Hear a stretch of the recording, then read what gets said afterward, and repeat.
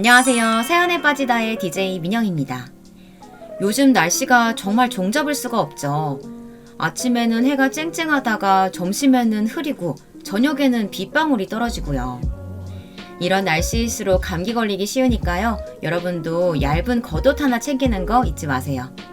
그럼 오늘은 어떤 사연이 도착했을지 오늘도 힘차게 이야기 시작해 볼게요.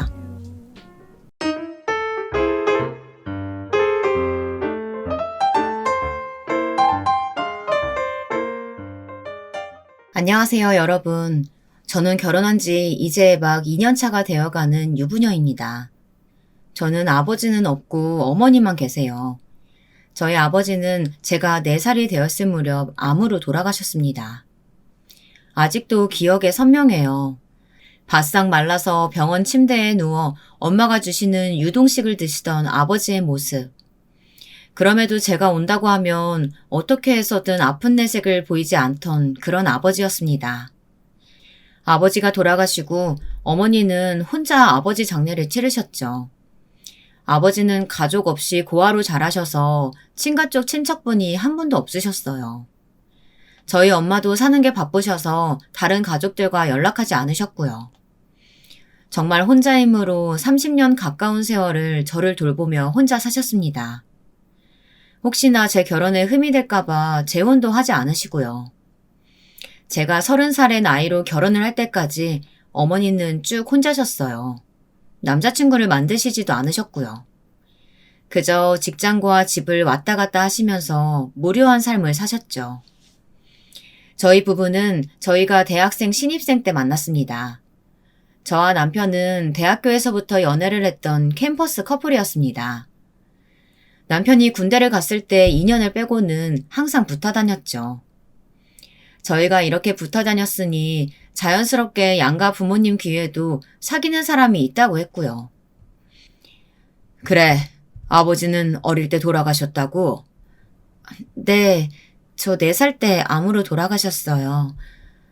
그럼 어머니께서 고생 많이 하셨겠네. 네가 잘해드려야겠다. 연애를 하다 저를 보고 싶으시다시는 시부모님을 처음 만났을 때 저는 물어보는 그대로 다 말씀드렸습니다. 아버지는 직장인이냐고 여쭤보셔서 어릴 때 암으로 돌아가셨고 어머니께서 저를 혼자 키우셨다고 했죠. 그 말에 시아버지는 어머니께 효도해야겠다고 혼자 힘으로 어쩜 이렇게 반듯하게 키웠느냐고 칭찬하셨지만 시어머니의 반응은 조금 어이가 없었어요. 너, 내가 노파심에 말하는 건데 너희 엄마한테 효녀로 살 거면 너만 그렇게 해라. 우리 아들은 고생시키지 말고. 알겠니? 그런 어머니를 아버님께서 툭 쳤지만 시어머니는 끝까지 그 말을 거두지 않으셨죠.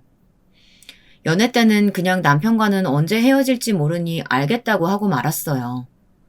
그때 당시만 해도 남편이 군대를 가면 헤어질 수도 있다고 생각했거든요. 하지만 저희는 헤어지지 않았어요. 저는 남편이 군대에 가 있는 동안 필요한 자격증을 따서 원하던 기업에 취업을 했어요. 학교도 졸업했고요. 남편도 군대를 제대하고 나서 바로 복학했습니다.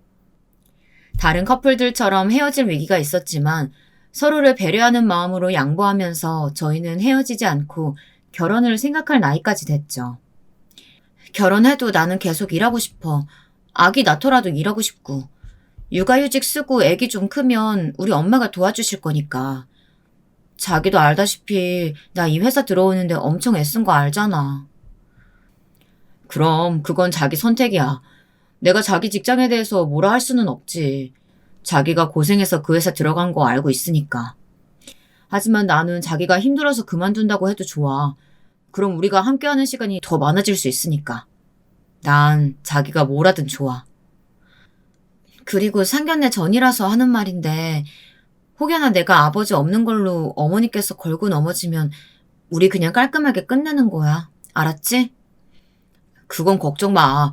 그 부분에 대해서는 내가 엄마한테 잘 말했어. 만약 우리 엄마가 돌아가신 아버님 가지고 자기한테 안 좋은 소리 한다면 나도 우리 엄마랑 관계 끊을 거야. 그건 걱정하지 마. 남편의 그런 말에 저는 결혼을 결심했습니다. 양가 어른들과는 자주 봐왔기 때문에 저희가 결혼한다는 말에 드디어 하는 거냐며 반겨하셨죠. 하지만 저희 시어머니는 상견례 자리에서도 곤란하게 구셨습니다. 어쩜 따님을 이렇게 반듯하게 키우셨어요? 아이고, 아닙니다. 아드님이야말로 반듯하죠. 처음 쥐처리를 볼 때부터 마음에 쏙 들었는데 제 사위가 될 운명이라 그랬나 봅니다.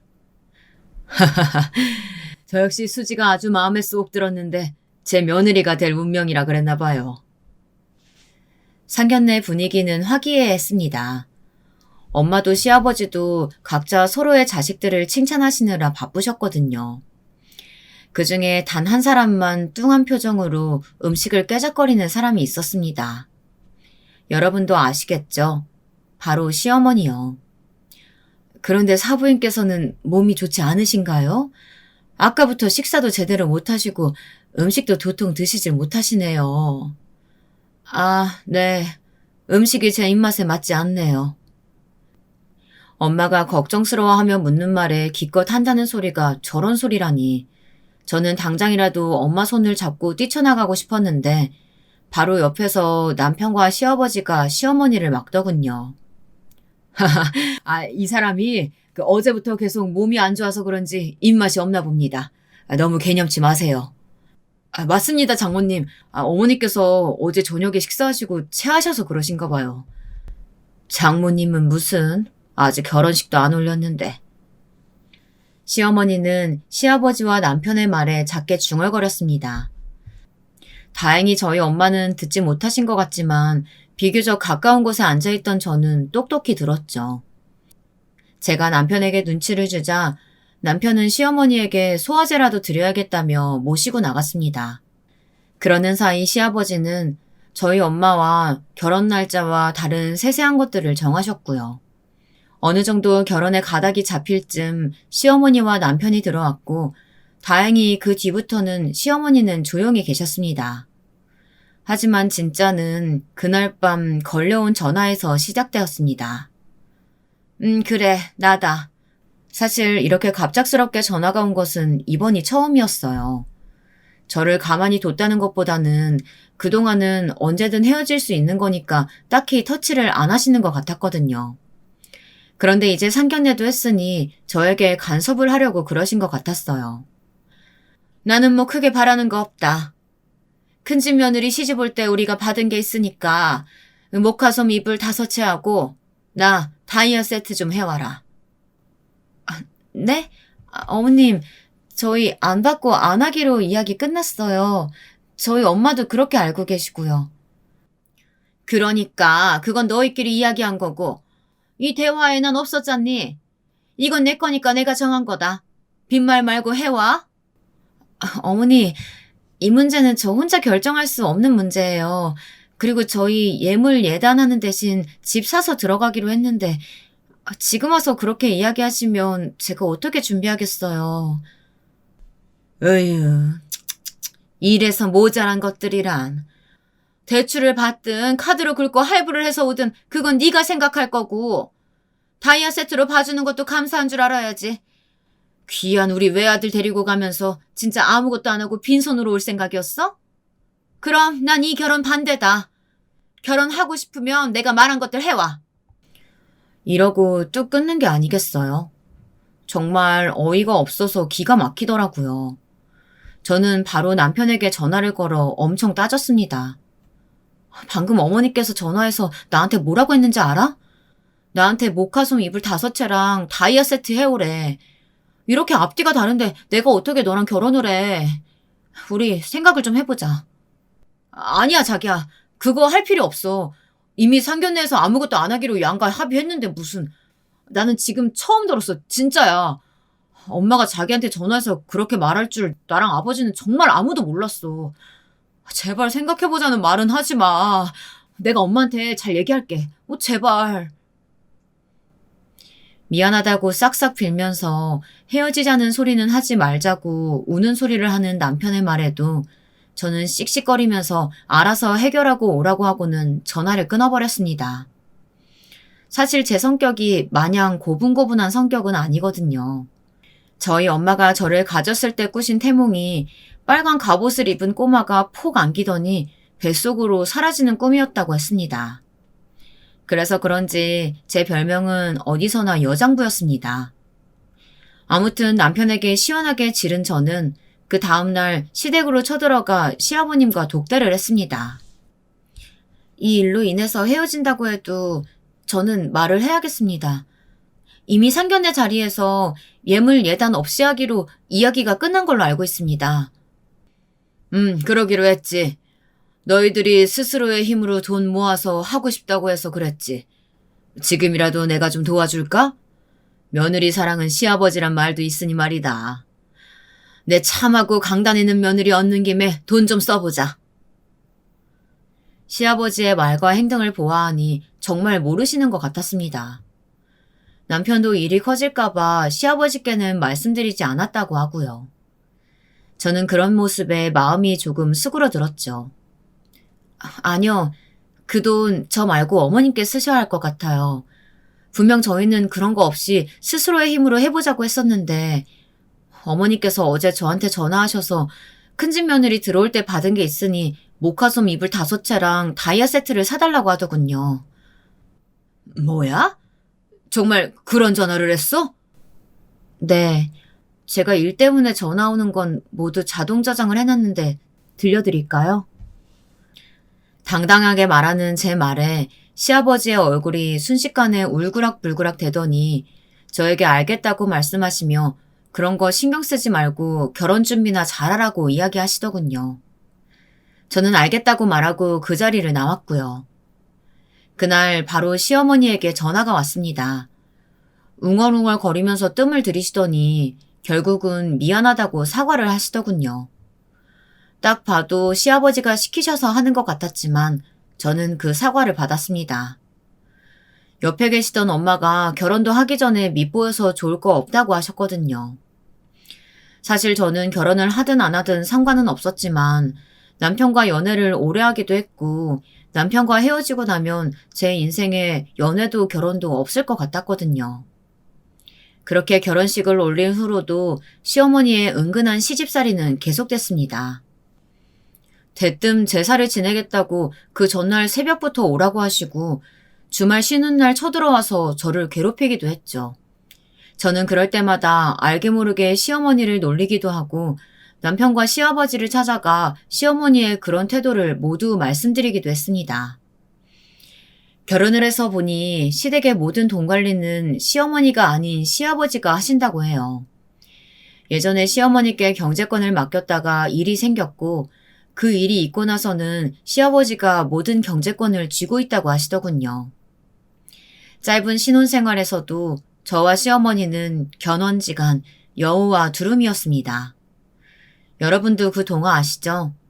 여우가 두루미를 저녁 식사에 초대했는데 먹지 못하는 그릇에 담아와서 쫄쫄 굶은 두루미가 복수를 위해 여우를 식사에 똑같이 초대해서 호리병으로 복수하는 이야기요.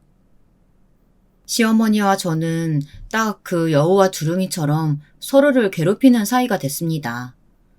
눈치 좋은 남편이 가운데서 잘 막아주긴 했지만 그래도 불똥이 튀고는 했어요. 그런데 어느 순간부터 그런 게 뚝 끊기는 거 아니겠어요? 정확히 문화센터에 수영을 다니기 시작하면서 그러시더군요. 자기한테는 오히려 좋은 거 아니야? 괜히 몸 힘들게 일하고 왔는데 엄마 때문에 기분까지 상할 일 많았잖아. 우리 엄마도 운동하니까 몸 힘들어서 자기 괴롭힐 생각도 안 하고 말이야. 일석이조, 누이 좋고 매부 좋고 마당 쓸고 돈 줍고. 글쎄, 약간 다른 곳에 정신 팔린 느낌이었는데. 그랬으면 우리 아버지가 가장 먼저 알지 않으셨을까? 엄마랑 한 집에서 살고 계시는데. 그리고 난 지금이 좋은걸? 사실 그동안 우리 엄마랑 자기랑 일이 있을 때마다 내가 얼마나 마음 졸였는지 알아? 봐, 엄마가 자기한테 시비 안 거니까 자기랑 나랑 이렇게 다정하게 앉아서 이야기도 하잖아. 사실 남편 말이 맞아요. 제가 그동안 시어머니랑 싸우면 애꿎은 남편을 괴롭혔거든요. 남편에게 싸우거나 소리를 지른 적은 없지만 작은 방으로 들어가서 문 너머로 같이 놀자고 부르는 남편 말에 대답도 하지 않았거든요. 그런데 시어머니가 조용하시니 저희 사이도 화목하고 좋았죠. 그건 그렇네. 저는 남편의 말에 고개를 끄덕이며 동의했습니다. 물론 그 뒤로도 조용했고요. 오히려 저희가 오면 호호호 웃으면서 언제 저와 사이가 나빠냐는 듯이 잘해주시더군요. 저는 그런 시어머니의 긍정적인 변화에 운동을 하면 스트레스가 풀려 그러신 건가 보다 하고 좋게 생각하기로 했습니다. 그러다 저희 엄마 생각도 나더군요. 하나밖에 없는 딸도 시집 갔으니 텅 빈 집에 앉아 혼자 식사하시고 TV 보실 엄마. 물론 집도 가까운 제가 자주 찾아가야 했지만 일하느라 바쁘다고 핑계대고는 했거든요. 괜히 반성하는 마음에 엄마에게도 운동을 권하기로 마음먹었습니다. 뭐? 운동? 아유, 됐다. 이 나이 먹고 무슨. 요즘은 조금만 움직여도 안 아픈 곳이 없어. 나는 됐다. 아니에요, 장모님. 저희 엄마에 비하면 장모님은 젊으신 편이죠. 그러면 수영은 어떠세요? 수영은 관절에 무리도 안 가고 오히려 의사들이 추천하는 운동인걸요. 제가 수영복 세트로 맞춰드릴 테니까 한번 해보세요. 그래, 엄마. 그동안 고생만 하셨는데 이제 좀 취미생활도 갖고 그러면 좋지. 우리가 나중에 엄마 모시고 수영장에 놀러 갔는데 엄마 혼자만 멍하니 수영장 바라만 보고 있을 거야? 엄마, 수강료는 내가 줄게. 요즘 운동은 젊은 사람들보다 건강 챙기려는 멋쟁이들이 다녀. 우리 엄마도 멋쟁이 해봐야지. 이것도 거절하면 우리 그냥 엄마 집에 눌러 앉는다. 엄마는 제 말에 학을 떼시면서 합가는 안 된다고 결사반대를 하셨습니다. 혼자 사는 엄마 걱정에 합가하려는 저희를 엄마는 계속 밀어내셨거든요. 아무리 아들 같은 사위라도 같이 사는 건 안 된다고 딱 자르셨거든요. 하지만 엄마의 속마음은 본인이 저희 부부와 합가를 하면 시어머니가 어떻게 나올지 몰라 그냥 피하시는 느낌이었습니다. 결국 저의 협박과 남편의 권유에 못 이긴 엄마는 수영을 배우기로 했고 저는 바로 등록을 해드렸습니다. 좋은 수영장을 찾다가 원치 않게 시어머니가 계시는 문화센터를 등록해드려야 했는데요. 나가시는 시간대가 달랐기 때문에 마주치지 않을 테니 괜찮다고 생각했죠. 그렇게 한 3개월 정도 저희 엄마가 수영을 다니셨어요.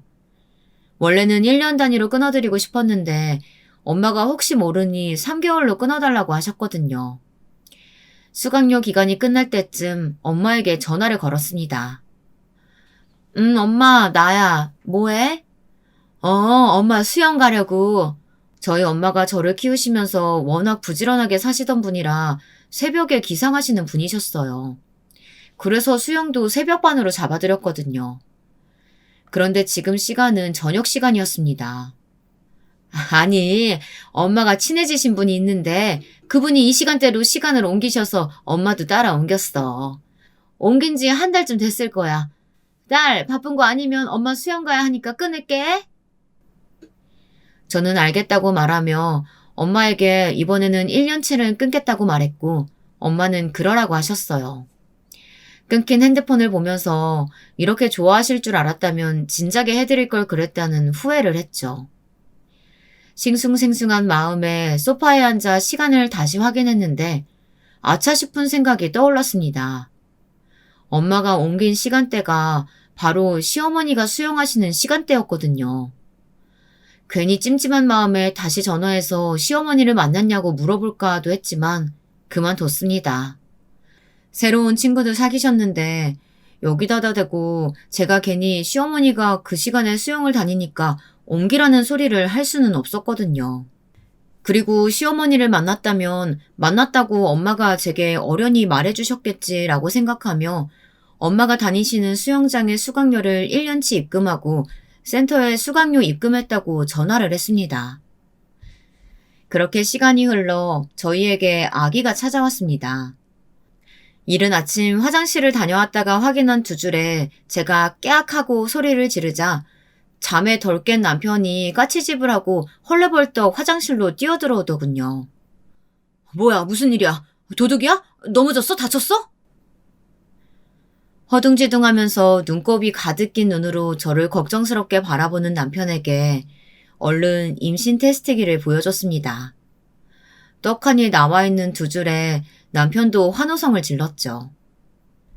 사실 결혼한 지 1년이 될 즈음 서로 아이에 대해 많은 이야기를 했어요. 남편은 담배와 술도 끊고 야식도 줄였습니다. 그렇게 열심히 몸을 만들었지만 아기는 생기지 않았죠. 혹시 스트레스 때문에 안 생기는 건가 싶은 마음에 남편과 상의 끝에 저는 눈물을 머금고 회사를 그만뒀지만 2년이 될 때까지 저희에게 아기가 오지 않았거든요. 둘 중에 하나 문제가 있는 건 아닐까 하는 마음에 병원을 예약할 생각이었거든요. 그런데 타이밍 좋게 딱 나타난 아기 천사라니 정말 기적과도 같다는 생각을 했습니다. 남편과 저는 서로를 얼싸안고 환호성을 터뜨리다가 남편이 흥분하면 안 된다고 말하며 저를 조심스럽게 들어 침대에 천천히 내려줬습니다. 그리고는 안정을 취해야 한다며 저를 아기처럼 대해주더군요.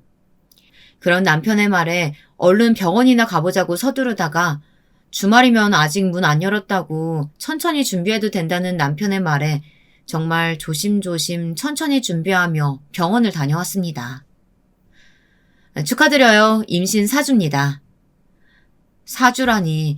저는 어서 이 기쁜 소식을 양가 어른들에게 전해드리고 싶었지만 남편은 만류했습니다. 의사 선생님이 아직 초기니까 조심해야 한다고 하셨거든요. 차도 많이 타면 안 된다고 하셔서 저는 반강제로 한 달 정도 집에만 있어야 했습니다. 그래도 좋았습니다. 아기가 생겼으니까요. 제 임신 소식을 제일 처음 들으신 건 시아버지였습니다. 며느리에게 맛있는 점심 먹이고 싶다고 저희 집 앞으로 찾아오셨거든요. 밖에 날씨 덥다고 집에서 해드리겠다는 저를 데리고 나가서 맛있는 한식집에 도착하신 시아버지는 나오는 음식들 중에 전에 제가 잘 먹었던 음식들을 밀어주시며 어서 먹어보라고 하셨습니다. 임신 전 회사에 다닐 때도 종종 이렇게 오셔서 점심을 사주시고는 해서 제 식성을 알고 계셨거든요. 저도 정갈하게 차려진 음식들에 밥을 먹으려는 그 순간 갑자기 속에서 구역질이 올라오더라고요. 헛구역질을 하며 손으로 입을 막고 화장실로 달려가 변기를 붙잡고 계속해서 올라오는 쓴물을 뱉어내야 했습니다. 뒤이어 따라 들어오신 식당 직원분이 등을 두드려 주시고 물도 주셔서 겨우 수습하고 나올 수 있었어요. 화장실 앞에서는 시아버지께서 저를 기다리고 서 계셨습니다. 얼른 병원에 가야 하는 거 아니냐며 제 가방과 겉옷을 들고요. 계산도 끝났으니 얼른 병원에 가보자는 시아버지에게 웃으며 말했습니다. 아버님, 원래는 이렇게 말씀드릴 생각이 없었는데 깜짝 파티로 기쁘게 해드리고 싶었는데 아버님 축하드려요. 아버님 이제 할아버지 되세요. 그런 제 말에 시아버지는 한참을 멍하니 저를 바라보시다가 덜덜 떨리는 손으로 제 손을 꽉 잡아주셨습니다. 정말이냐? 내가 이제 할아버지가 되는 거야? 아직도 믿기지 않으신지 계속 여쭤보시는 시아버지의 물음에 그렇다고 말하며 아직 달래지지 않은 속에 인상을 찌푸리자 화들짝 놀란 시아버지께서 어서 집으로 가자며 저를 데리고 차에 타셨습니다. 아니, 이 기쁜 소식을 왜 이제야 알려준 거야? 얼른 말했어야지. 지금 이럴 게 아니라 내 당장 우리 손주에게 줄 선물을 사러 가야겠다. 저희도 안 지 얼마 안 됐어요. 의사가 조심하라고 해서 안정되면 말씀드리려고 했어요. 그래서 남편이랑 주말에 갈 생각이었는데. 알겠어. 우리 며느리 맛있는 거 먹이려다가 우리 며느리랑 손주 힘들겠네. 내가 미안하다. 사과하마. 호탕하게 웃으시며 기분 좋은 티를 팍팍 내시는 시아버지의 모습에 저도 괜히 웃음이 나오더라고요. 분명 좋아하실 거라고는 생각은 했지만 이렇게 좋아하실 줄은 몰랐거든요. 그날 저를 집에 데려다 주신 시아버지는 제 선물과 손주 선물을 사야 한다면서 바람처럼 가버리셨습니다. 퇴근하고 돌아온 남편에게 점심에 있었던 일을 말했더니 남편이 방글방글 웃으며 말했습니다. 자기 부담스러울까봐 내가 말은 안 했는데 우리 아버지 손주 엄청 보고 싶어 하셨어. 친구들 중에 본인만 손주 없으셔서 맨날 친구 만나러 갔다 오면 나한테 엄청 뭐라고 하셨거든. 나 우리 아버지 따라할 수도 있어. 들어봐. 아니 너는 말이다.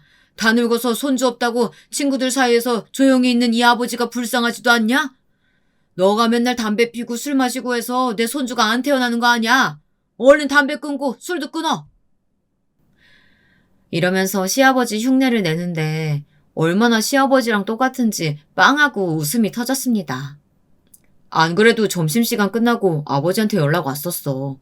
자기 데려다주고 본인 친구들한테 전화 싹 돌려서 손주 생겼다고 자랑을 그렇게 하셨다고 하시더라. 이번에 병원 다녀오면 꼭 본인한테도 초음파 사진 보내달라고 하셔서 알겠다고 했어. 어쩜 우리 집에 이런 복덩이 며느리가 들어왔냐고 나보다 더 하셨어. 남편의 말에 괜히 마음이 찡해졌습니다. 저한테는 차마 하지 못하시고 남편만 잡으셨을 텐데 얼마나 저에게 말씀하고 싶으셨겠어요. 그래도 저희 부부는 차분히 기다려주신 시아버지가 감사했죠. 그 주 토요일 오후 저희 부부는 시댁에 찾아가서 시어머니와 시아버지에게 병원에서 찍은 초음파 사진을 보여드리며 시어머니께 제대로 된 임신 소식을 알렸습니다. 시어머님도 잘 됐다며 축하해 주셨고요. 그 다음 날인 일요일 오후에는 저희 엄마를 만나서 깜짝 이벤트를 해드렸습니다. 남편이 선물이 있다며 준비한 상자 안에 초음파 사진과 편지를 적어 넣어드렸거든요. 상자를 받아 여신 엄마는 초음파 사진에서 눈을 못 떼시다가 이내 눈물을 펑펑 쏟아내셨습니다. 얼마나 우시던지 보다 못한 남편이 그만 우시라며 다독여줬죠. 장모님, 이 좋은 날 왜 울고만 그러세요. 그만 우시고 제 편지도 봐주세요. 애교스럽게 말하는 남편의 말에 엄마는 그제야 눈물을 그치셨고 남편이 적은 편지를 읽으셨습니다. 물론 그 편지를 읽고 2차로 눈물이 쏟아져서 남편과 저는 그 자리에서 엄마를 달래느라 혼났고요. 양가 부모님께 성공적으로 임신 소식을 알리고 한참 태교를 하던 중 엄마에게 연락이 왔습니다. 엄마, 무슨 일 있어요? 일은 무슨, 엄마가 먹을 것 좀 해줄까? 아니야, 엄마, 괜히 그러지 마요. 나 요즘 엄청 잘 먹어. 엄마 닮아서 그런가 나도 먹덧이 와서 나 엄청 찔 것 같아. 엄마는 제 말에 한참을 이런저런 영양가 없는 이야기를 하셨습니다. 뭔가 하실 말이 있다는 것을 직감한 저는 그냥 물었습니다. 엄마, 뭐 할 말 있어? 있으면 얼른 해. 엄마는 꼭 할 말 있으면 그렇게 빙빙 돌리더라. 사람 답답하게. 할 말은 무슨. 엄마가 사람 한 명 소개해주고 싶은데 언제가 좋니? 엄마의 말에 대수롭지 않게 오늘도 가능하다고 말하니 엄마가 그럼 오늘 저녁에 보자고 말씀하시며 제 문자로 식당 주소를 하나 보내주시더군요. 남편도 데려가겠다는 제 말에 엄마는 잠시 고민하다가 그러라고 하시며 전화를 끊으셨습니다. 장모님이? 누구를 소개해 주신다는 걸까? 글쎄, 근데 이 식당 맛집으로 유명한 곳이던데 이렇게 바로 예약이 되는 거야? 아니, 나도 여기 회사 식구들이랑 가보려고 했는데 예약만 받아서 결국 포기했어. 여기 고깃집 엄청 맛집이라 유명하잖아. 아, 그래? 근데 우리 엄마는 어떻게 예약하신 거지? 저희는 차를 타고 가면서 엄마가 도대체 누구를 소개시켜 주시려고 하시는지, 이 식당은 어떻게 예약을 하셨는지에 대해 열심히 토론했지만 결론은 나지 않았습니다. 아, 그러고 보니까 엄마가 전에 수영장 시간 옮기셨었어. 그때 친해진 친구분 알려주시려고 그러는 거 아닐까? 그 친구 따라 옮기셨다고 하셨거든. 그런가 보다. 그럼 친하게 지내시던 분이 여기서 일하시는 거 아닐까? 우리한테 친구분 소개시켜 주시는 김에 겸사겸사 자기 맛있는 거 먹이고 싶으셨나 보다. 신이 나서 말하는 남편의 말에 저도 고개를 끄덕였고 도착한 식당에서 만난 엄마와 엄마 친구분은 저희 예상과는 아주 조금 다르셨습니다. 식당에 들어가서 엄마 이름을 말하자 직원분은 저희를 깔끔한 방으로 안내해 주셨습니다. 문을 열고 마주친 엄마의 옆에 앉아 한껏 긴장하고 계신 듯 굳어있던 아저씨를 보고 한눈에 알 수 있었습니다. 왔니? 앉으렴. 저희가 조용히 자리에 앉자 엄마는 잠시 뜸을 들이더니 천천히 말하시기 시작하셨어요. 우리 딸 박서방 소개할게. 요즘 엄마가 진지하게 만나고 계시는 분이셔. 미애 씨와 만나고 있는 김철수입니다. 정중하게 인사를 하며 말씀하시는 낯선 분의 모습에 저도 남편도 어찌할 바를 몰라 허둥지둥 인사를 했습니다. 엄마는 그런 저희 부부를 보더니 우선 밥부터 먹자고 하셨죠. 밥이 들어가고 어느 정도 분위기가 풀릴 때쯤에야 두 분이 어떻게 만났는지 여쭤볼 수 있었습니다. 수영센터에서 만났어. 하다 보니까 재밌어서 수영 수업이 끝나도 개인 수영 시간 마지막까지 남아서 연습을 했거든.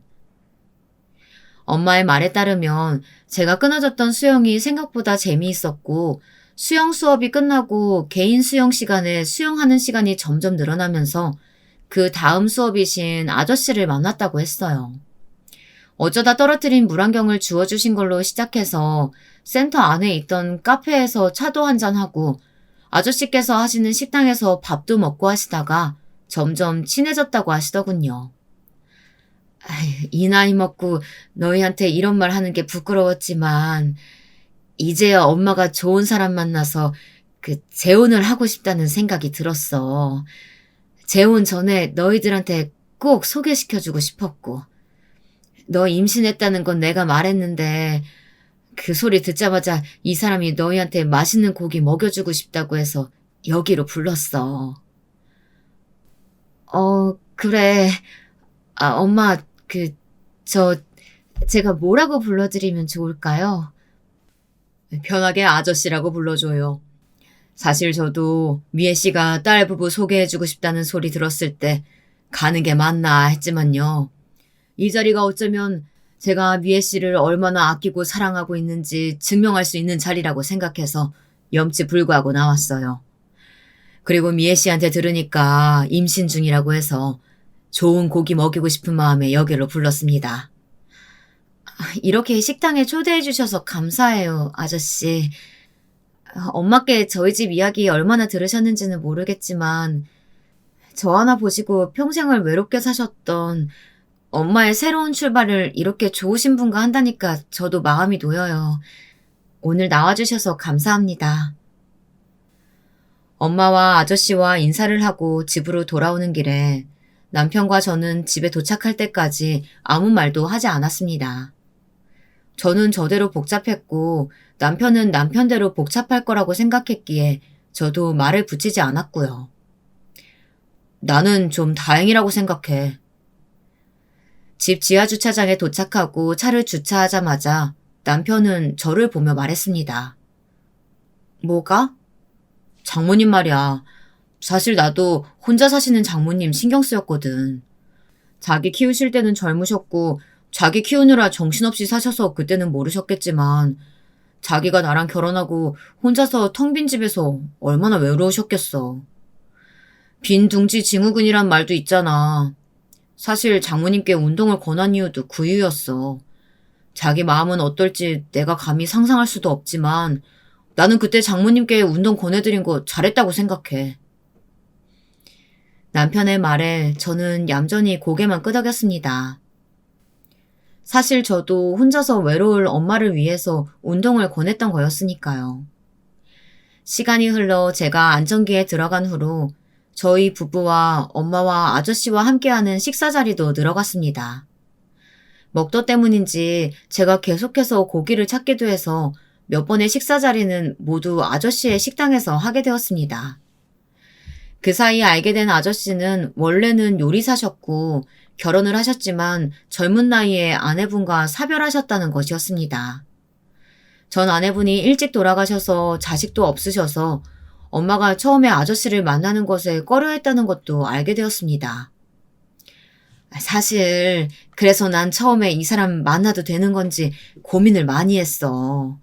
나는 이미 다 커서 결혼까지 한 딸이 있는데 이쪽은 없으니까. 그런 사실들이 이 사람을 좀 부담스럽게 만든 건 아닐까 싶었거든. 엄마의 말에 아저씨는 엄마의 손을 꼭 잡아주시며 말씀하셨습니다. 무슨 소리? 나는 그냥 혼자 쓸쓸하게 늙어가던 중에 당신이 내 앞에 나타나준 것만으로도 감사해. 당신이 나 만나줘서 내가 이 자리에 이렇게 앉아 맛있는 밥을 먹을 수 있잖아. 혼자 먹는 밥은 맛도 없어. 이렇게 같이 둘러앉아 먹어야 맛이지. 아저씨의 말에 저와 남편도 고개를 끄덕이며 그렇다고 한마디 더 거들었습니다. 엄마는 그런 저희에게 잠시 뜸을 들이다가 말씀하셨습니다. 우리 어제 혼인신고서 내고 왔어. 어제 전화로도 말했지만 한 번 더 말하고 싶어서. 너희가 믿어준 만큼 우리 잘 살도록 할게. 앞으로도 잘 부탁하고 믿어줘서 고맙다. 엄마와 아저씨는 저희에게 고개까지 숙여 인사를 하셨습니다. 저와 남편은 처음에는 어쩔 줄 몰라 하다가 결국은 웃으며 그만 고기 드시라고 권했죠. 남편은 잠시 눈치를 보듯 뜸을 들이다가 말했습니다. 저도 잘 부탁드립니다, 장인어른. 그 소리에 순식간에 테이블이 조용해졌습니다. 저는 저 대신 용기를 내준 남편이 고마워서 남편의 손을 꽉 잡았습니다. 엄마와 아저씨는 잠시 조용히 있으시더니 눈가가 빨갛게 변하더군요. 애써 눈물을 참는 저희 테이블로 익숙한 두 분이 다가오셨습니다. 바로 시부모님이셨죠. 어머, 여기서 다 만나네요? 시어머니는 엄마와 아저씨를 보더니 반가운 척을 하시더군요. 아마 두 분이서 식사를 하러 오셨다가 저희가 있는 걸 확인하고 오신 것 같았습니다. 시아버지는 저희 엄마와 함께 있는 아저씨를 보시고는 식사 맛있게 하시라고 말씀하시며 다른 테이블로 가려고 하셨습니다. 하지만 시어머니는 끝끝내 같이 합석하자고 하시더군요. 결국 아저씨께서 방으로 자리를 옮기자고 말씀하시며 일하시던 직원분께 방으로 자리 세팅을 해달라고 하셨고요. 저희는 그렇게 자리를 옮겨 6명이 들어갈 수 있는 방으로 들어가게 되었습니다. 시어머니는 뭐가 좋은지 연신 싱글벙글 웃고 계셨고 시아버지는 엄마와 아저씨 눈치를 보시더군요. 그 자리에서 처음 입을 연 건 시아버지였습니다. 이거 참 식사하시는데 저희가 눈치 없이 끼게 됐습니다. 아닙니다. 안 그래도 식사 자리 한번 마련하려고 했습니다. 오히려 잘된 일이죠. 이 자리는 제가 사겠습니다. 마음껏 드세요. 엄마와 아저씨의 관계를 알게 되고 얼마 지나지 않아 저희 부부는 시부모님에게 자세히는 말씀드리지 않았지만 엄마에게 진지하게 만나는 분이 있다는 것을 말씀드렸습니다. 아저씨의 말에 시어머니는 좋다고 이것저것 시키시고 술도 시키시더군요. 남편은 시어머니에게 술은 시키지 말라고 했지만 저는 괜찮다고 속삭였습니다. 이런 분위기에 고기만 먹고 있다가는 여기 있는 사람들 모두 체할 것 같았거든요. 주문이 들어가자마자 고기와 술이 나왔고 시아버지와 아저씨가 한 잔, 두 잔 나눠 드시면서 분위기가 화기애애하게 풀렸습니다. 이렇게 귀한 딸이 생긴다는 게 얼마나 좋은지. 덕분에 든든한 사위까지 생겼습니다. 아저씨의 남편 칭찬에 남편이 신이 나서 벌떡 일어나더군요. 인정해 주셔서 감사합니다, 장인어른. 남편도 이미 술이 들어간 상태라서 서로 장난도 치고 이야기도 하면서 식사 자리를 즐기고 있을 때쯤이었습니다. 옌병, 장인어른 같은 소리 하네. 시어머니도 술을 드셨는지 얼굴이 빨갛게 달아올라 있더군요. 시어머니의 말에 화기애애하던 분위기는 한순간에 어그러졌습니다. 남편이 화들짝 놀라 시어머니의 입을 틀어막았지만 이미 뱉은 말은 주워 담을 수 없었죠. 방 안에 정막이 흐르고 있는 와중에도 시어머니는 뭐가 그렇게 할 말이 많은지 남편 손을 떼어내며 와다다다 쏟아내기 시작했습니다. 다 늙은 연놈 둘이서 눈 맞아서 좋다고 하는 꼬라지하며 그거에 장단 맞춰주는 이 분위기하며 넌 뭐가 좋다고 네 아내랑 피 한 방울 안 섞인 남자한테 장인어른이라고 하면서 분위기 맞춰주고 있냐? 내가 자식을 잘못 키웠다. 잘못 키웠어. 술에 취해서 할 말 못할 말 분간하지 못하고 쏟아내는 시어머니의 눈앞이 캄캄해지더군요. 남편과 시아버지가 서둘러 시어머니를 말렸지만 그게 말린다고 될 일인가요? 그 나이 먹고 붙어 먹었으면서 좋다고 하는 꼬라지 보소. 응? 아주 더러워 죽겠네. 시어머니의 그 말씀에 결국 제 속이 뒤집어져서 소리라도 지르려고 하는데 엄마가 벌떡 일어나시더니 시어머니의 머리카락을 잡아 뜯으며 말씀하시더군요. 내가 더러워? 우리가 더러워? 그럼 니녀는 뭐야? 한참을 그렇게 엎치락 뒤치락 두 분이서 그러시다가 아저씨와 시아버지가 말려서야 조금 진정되는 것 같았습니다. 하지만 몸싸움만 진정됐을 뿐 말싸움은 여전했습니다.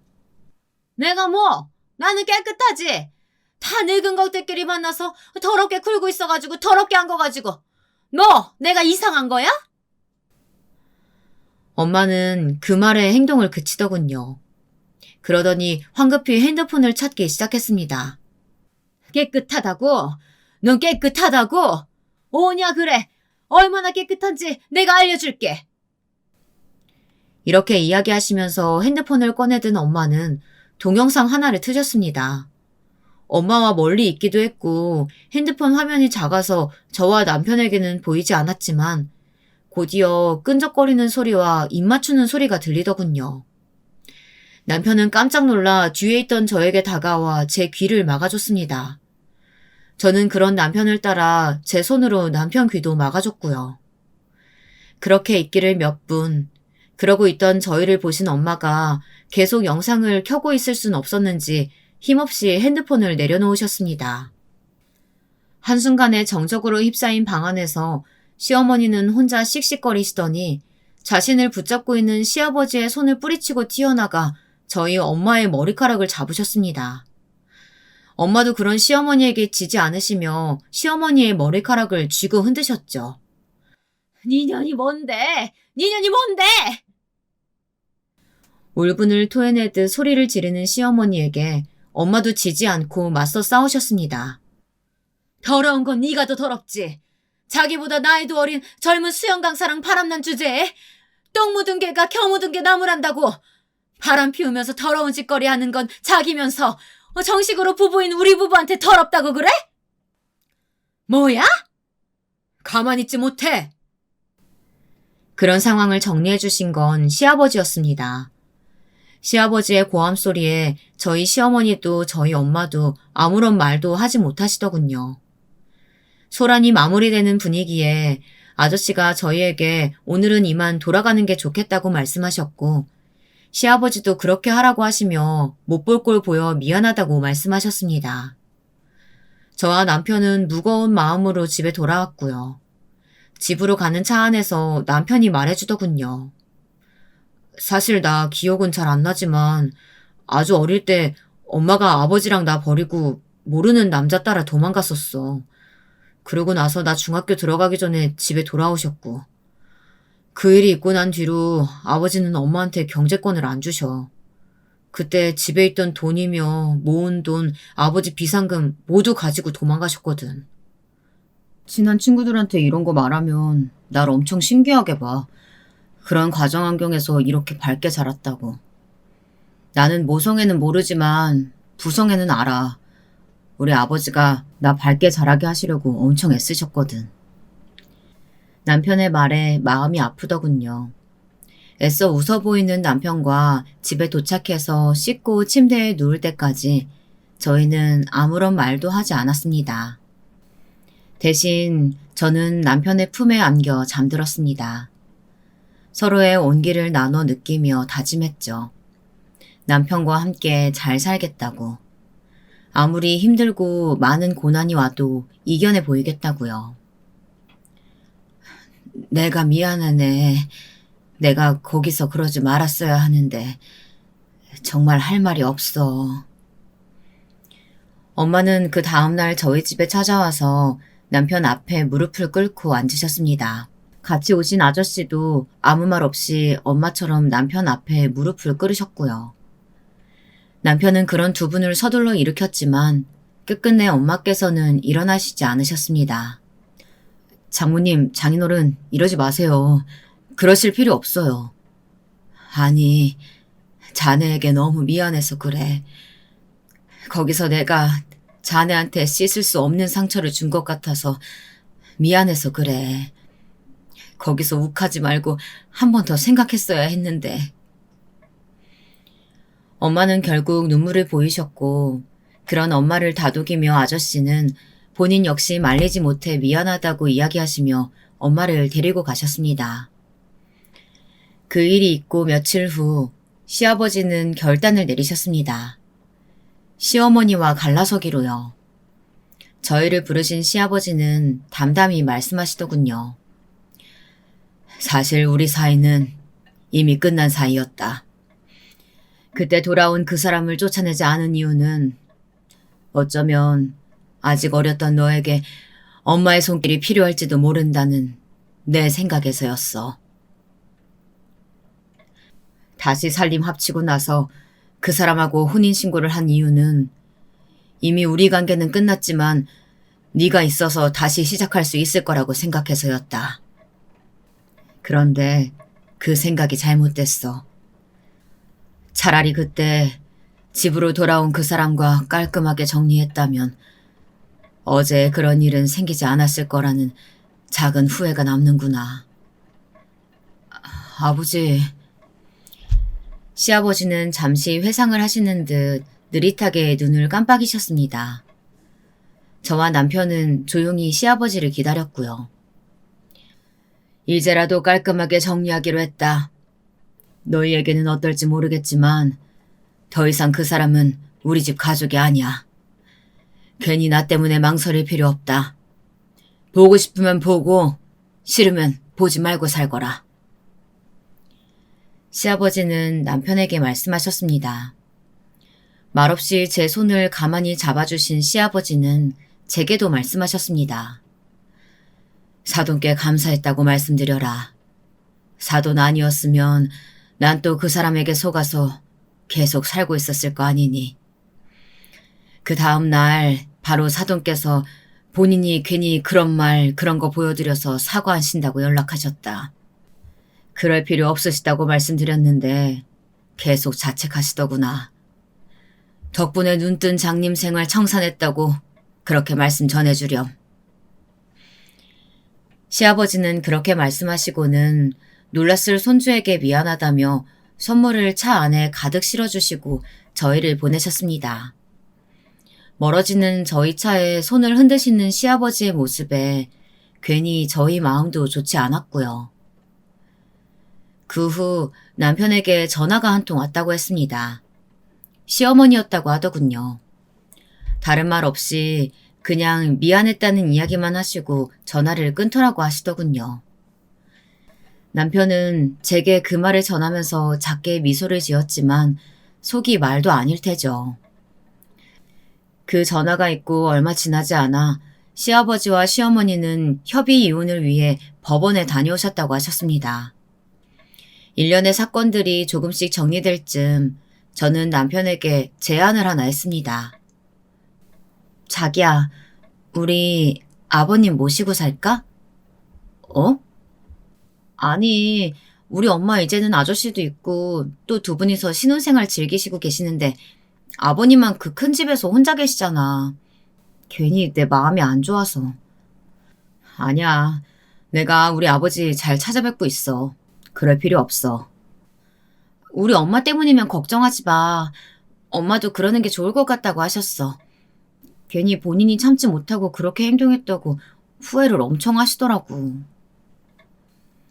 저는 그렇게 열심히 남편에게 시아버지와 함께 사는 게 좋겠다고 했고 남편은 계속해서 괜찮다, 그럴 필요 없다, 내가 자주 찾아뵙겠다고 이야기했지만 결국 저에게 설득당해 시아버지와 함께 살게 되었습니다.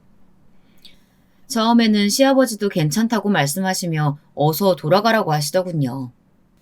하지만 남편의 애교와 집도 이미 내놔서 들어갈 곳이 없다는 제 말에 결국 저희와 함께 사시기로 했죠. 우리 며느리 전에 잘 먹던 시장 떡볶이 사왔다.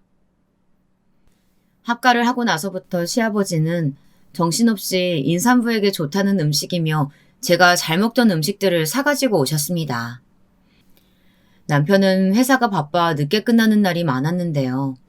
시아버지와 함께 밥을 먹는 날이 늘어날수록 시아버지의 안색도 많이 좋아지셨죠. 시아버지가 밖에 나갔다가 시아버지의 사랑이 듬뿍 담긴 음식을 사오는 횟수가 늘어날수록 뱃속의 아기는 하루가 다르게 포동포동해지고 있었습니다. 또 나만 빼고 맛있는 거 먹는 거야? 나도 떡볶이 좋아하는데. 퇴근한 남편이 오면 저와 시아버지의 사이를 질투할 정도로 저와 시아버지는 엄청난 베스트 프렌드가 됐습니다. 시간이 흘러 이번 연도 초에 저희 아들이 태어났습니다. 아무랬던 연말을 환기라도 시켜주는 듯 저희 아들은 태어나자마자 집안의 분위기를 확 바꿔줬습니다. 저희 엄마와 아저씨 시아버지는 복덩이가 태어났다며 아주 기뻐해 주셨고요. 오늘도 저희 복덩이와 함께 저희는 힘차게 살아가고 있습니다. 제 긴 사연 읽어주셔서 감사합니다.